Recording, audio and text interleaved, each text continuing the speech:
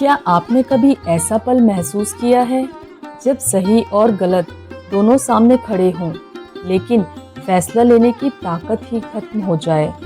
जब दिमाग कहे ये सही है और दिल कहे नहीं, ये मत करो। कुछ ऐसा ही हुआ था महाभारत के सबसे महान योद्धा अर्जुन के साथ। धर्म भूमि कुरुक्षेत्र, एक ऐसा स्थान जहाँ केवल युद्ध नहीं बल्कि जीवन के सबसे गहरे सत्य उजागर होने वाले थे। ये वही भूमि है जहाँ खड़े हैं दो महान योद्धा, एक ओर है पांडव और दूसरी ओर है कौरव। लेकिन इस युद्ध के बीच एक ऐसा क्षण आता है जो पूरी मानवता के इतिहास को बदल देता है।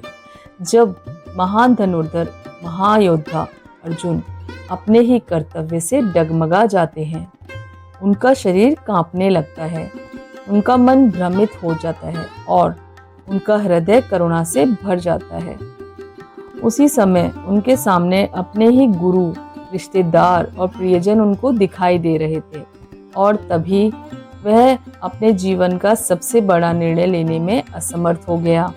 अर्जुन कहता है, मैं अपने कर्तव्य को भूल चुका हूँ।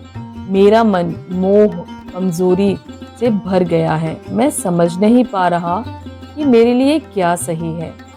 यह सिर्फ एक योद्धा की बात नहीं थी, यह हर एक इंसान की कहानी है।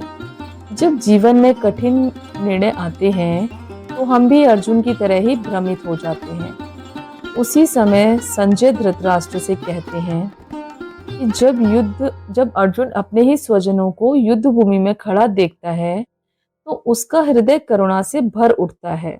उसकी आंखें आंसुओं से भर जाती हैं, उसके हाथ कांपने लगते हैं और मन भ्रम में डूब जाता है। ये वही अर्जुन है जिसने कभी हार नहीं मानी, लेकिन आज वह अपने ही धर्म से पीछे हटने की सोच रहा है। तभी श्री कृष्ण, जो उसके सारथी हैं, उसकी इस अवस्था को देखते हैं और एक ऐसा वचन कहते हैं जो केवल अर्जुन के लिए नहीं बल्कि हम सब के लिए है। श्री कृष्ण कहते हैं, हे अर्जुन, यह कैसी कमजोरी तुम्हारे भीतर आ गई है। यह तुम्हें शोभा नहीं देती। यह ना तो तुम्हें स्वर्ग दिलाएगी और ना ही यश। यह शब्द केवल डांट नहीं थे, यह एक जागरण था, क्योंकि अर्जुन की यह करुणा वास्तव में करुणा नहीं थी बल्कि अज्ञान से उत्पन्न मोह था। तुम सोचो, कभी कभी हमारे जीवन में भी ऐसा होता है कि हम किसी के प्रति दया दिखाते हैं, लेकिन वह दया सही जगह पर नहीं होती। हम सही और गलत के बीच फर्क नहीं कर पाते और यही भ्रम हमें हमारे कर्तव्य से दूर कर देता है। और फिर अर्जुन एक बहुत बड़ा कदम उठाता है। वह कहता है, मैं अपना आपका शिष्य हूँ, मैं आपकी शरण में हूँ। कृपया मुझे बताइए कि मेरे लिए क्या श्रेष्ठ है। यही वह क्षण है जहाँ से ज्ञान की शुरुआत होती है। इस संसार में हर एक व्यक्ति उलझनों से घिरा हुआ है। समस्याएं बिना बुलाए आती हैं और हमें अंदर से तोड़ देती हैं, और इन समस्याओं का समाधान सिर्फ अपने दिमाग से नहीं निकल सकता। इसलिए कहा गया है कि हमें एक सच्चे गुरु की आवश्यकता होती है जो हमें सही दिशा दिखा सके। यह संसार जन्म, मृत्यु, दुख और संघर्ष से भरा हुआ है।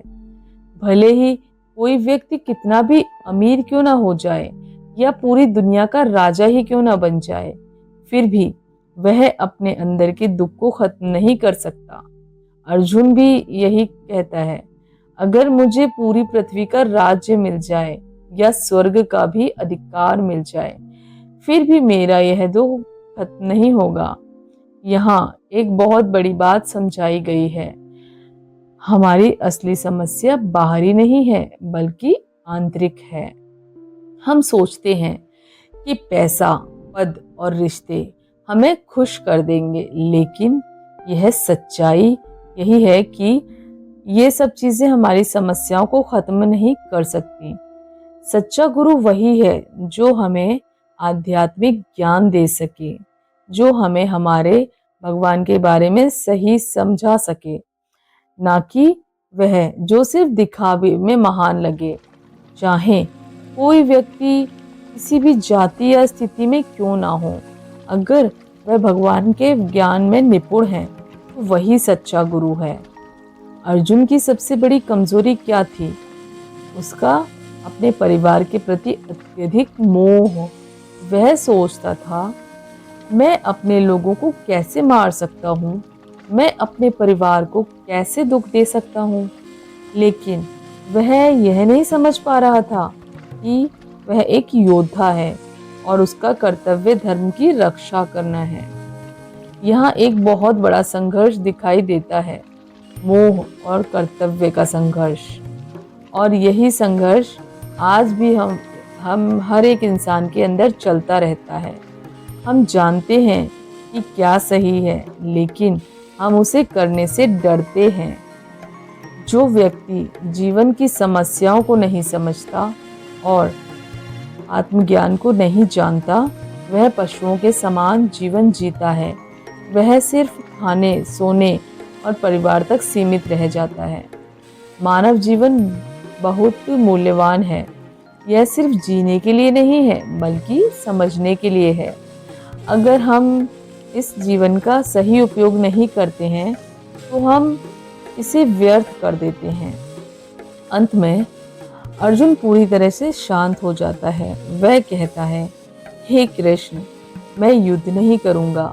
और वह चुप हो जाता है। लेकिन यह चुप्पी हार की नहीं थी, यह शुरुआत थी ज्ञान की। और यहीं से शुरू होती है भागवत गीता की असली शिक्षा, जहाँ एक भ्रमित मन ज्ञान के प्रकाश से भर जाता है और एक कमजोर व्यक्ति एक महान योद्धा बन जाता है। श्री कृष्ण आगे कहते हैं, हे पार्थ, इस कायरता को त्याग दो, यह तुम्हारे योग्य नहीं है। अपने हृदय की इस दुर्बलता को छोड़कर खड़े हो जाओ। यह शब्द सिर्फ अर्जुन के लिए नहीं, यह हर उस इंसान के लिए है जो जीवन में कभी हार मानने लगता है, जो परिस्थितियों से डर जाता है। अर्जुन का मन और भी विचलित हो जाता है। वह कहता है, हे कृष्ण, मैं कैसे अपने ही गुरुजनों पर बाण चला सकता हूँ? वह भीष्म पितामह की बात करता है, जो उसके लिए पिता समान है। वह द्रोणाचार्य की बात करता है, जिनसे उसने धनुर्विद्या सीखी थी।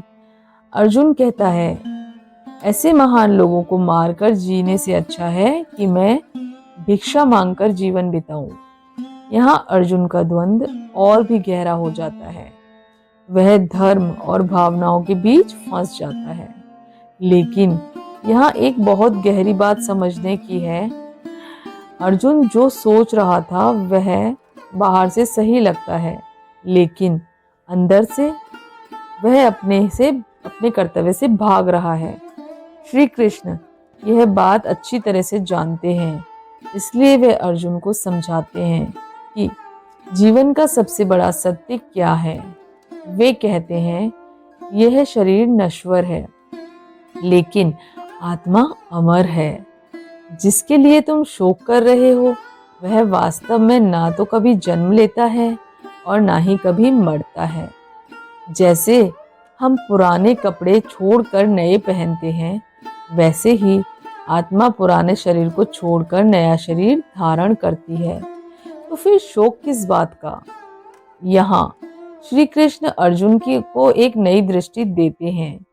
वह बताते हैं कि हम केवल यह शरीर नहीं है, हम उससे कहीं अधिक हैं।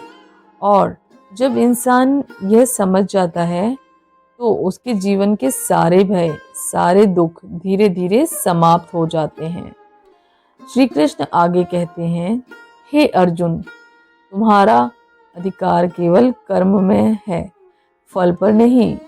यह एक ऐसा सिद्धांत है जो पूरी गीता का सार है। हम हमेशा परिणाम के बारे में सोचते हैं और उसी में उलझकर रह जाते हैं। लेकिन श्री कृष्ण कहते हैं, तुम अपना कर्तव्य करो निष्काम भाव से।